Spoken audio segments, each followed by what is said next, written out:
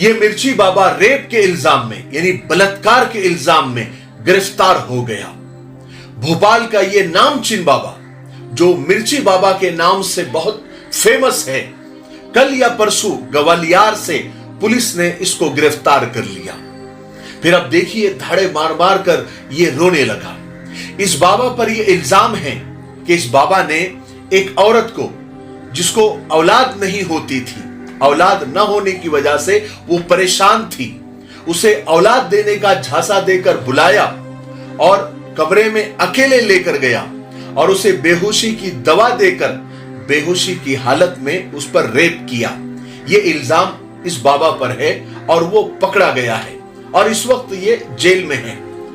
اس video کو آپ لوگ کسی دھرم کے اینگل سے یا مذہب کے اینگل سے نہ دیکھیں، کیونکہ ایسے پاکھنڈی بابا ہر دھرم ہر مذہب میں پائے جاتے ہیں، اور ایسے باباؤں کو اور نقلی عاملوں کو خدا ماننے والے ان بھکت اور توہم پرست ہر دھرم ہر مذہب میں موجود ہوتے ہیں۔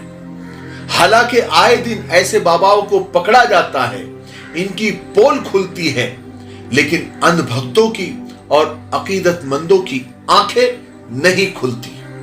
پتہ نہیں لوگوں کو ایسا کیوں لگتا ہے کہ یہ بابا لوگ کسی عورت کو اولاد دے سکتے ہیں، اور یہ بابا لوگ یا ایسے بابا لوگ کسی کی شادی کو کامیاب بنا سکتے ہیں، اور یہ بابا لوگ لوگوں کو مصیبتوں سے نکال سکتے ہیں۔ اگر بابا لوگ ہی یہ سب کچھ کر سکتے ہیں، کسی کو اولاد دے سکتے ہیں، جس کی شادی نہیں اور اس کی شادی کرا سکتے ہیں، لوگوں کی مصیبتیں ٹال سکتے ہیں، لوگوں کے قرضے ادا ہونے میں مدد کر سکتے ہیں، تو پھر نعوذ باللہ اللہ کا کیا کام رہا؟ یہ بات بالکل صحیح ہے کہ دعاؤں سے تقدیر بدل سکتی ہے۔ پہلے لوگ اللہ والوں کے پاس جاتے تھے اور اپنے مسائل ان کے سامنے رکھتے تھے۔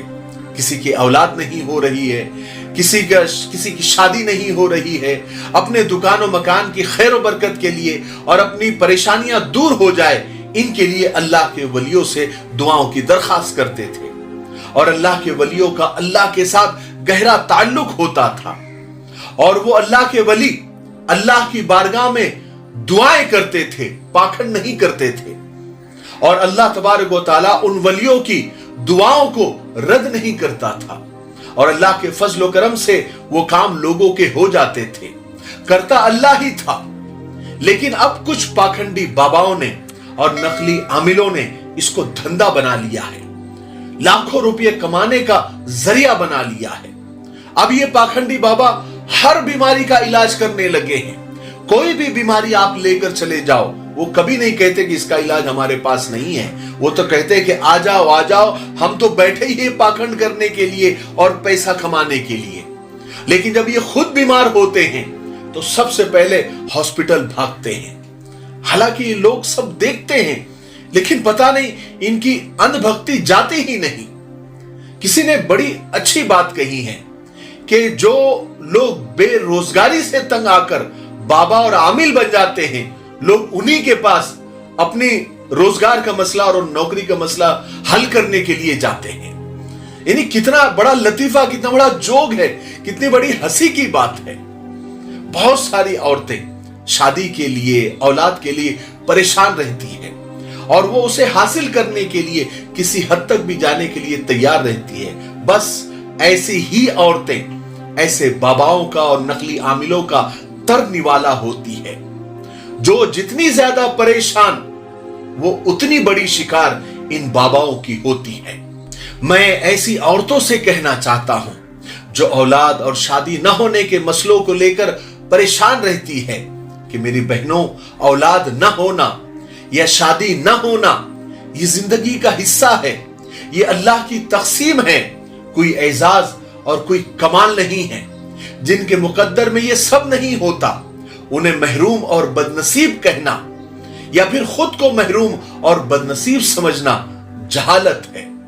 ذرا سوچئے تو صحیح، اگر یہ محرومی اور بدنصیبی ہوتی یا پھر کوئی اعزاز کی بات ہوتی تو یہ کیسے ممکن تھا کہ اللہ تبارک و تعالیٰ کائنات کی افضل ترین عورتوں کو क्या इससे न नवाजता?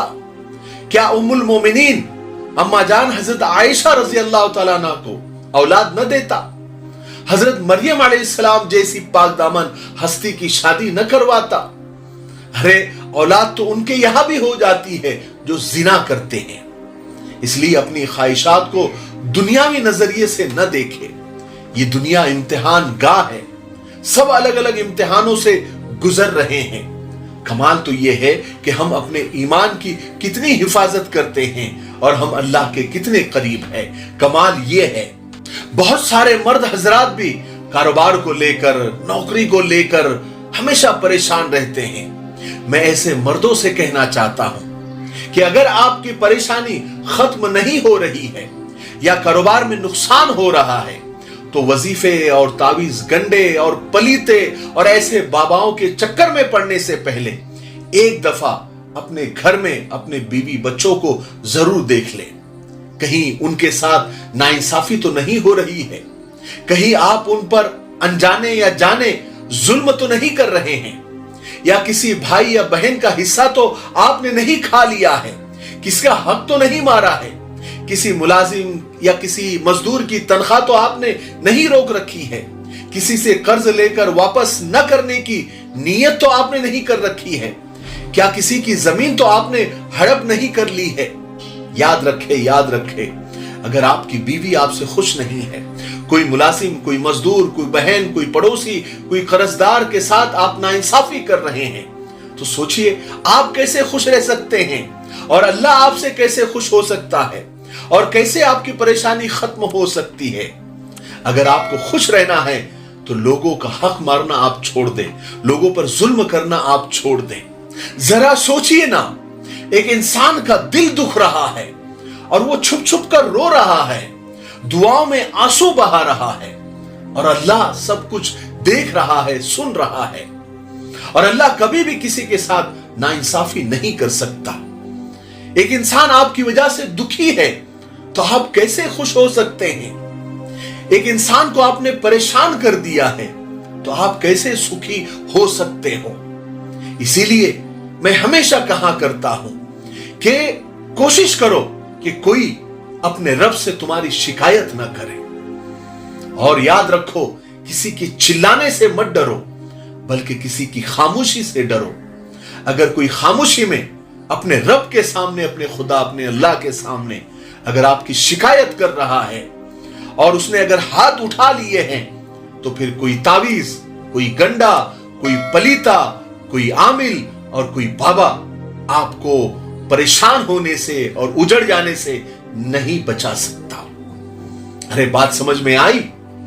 मुझे उम्मीद है कि आज की वीडियो से आप सबको बहुत कुछ सीखने को मिला होगा।